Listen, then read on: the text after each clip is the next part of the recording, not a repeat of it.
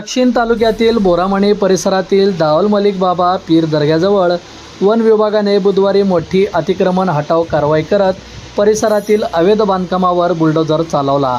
अनेक वर्षापासून उभारण्यात आलेली दुकाने, पत्र्याचे शेड, टपऱ्या, पाण्याच्या टाक्या आणि पक्की बांधकामे हटवण्यात आली।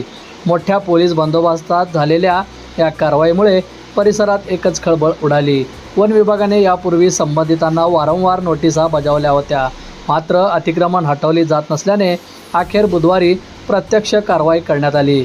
या मोहिमेत 20 ते 25 दुकाने तसेच एकूण 30 ते 40 अतिक्रमणे हटवण्यात आल्याची माहिती अधिकाऱ्यांनी दिली।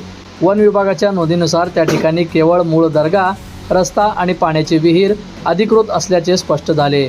उर्वरित सर्व बांधकामे अनधिकृत असल्याने ती जमीनदोस्त करण्यात आली। बोरामणी परिसरातील वन जमिनीवरील अतिक्रमणाचा मुद्दा राज्याच्या हिवाळी अधिवेशनात चर्चेला आला होता। त्यावेळी संबंधितावर कारवाई करून अतिक्रमणे हटवण्याच्या सूचना देण्यात आल्या होत्या। कारवाई दरम्यान तब्बल 5 JCB, 10 tempo, tractor, police van, one विभागाच्या गाड्या तैनात करण्यात आलेल्या होत्या।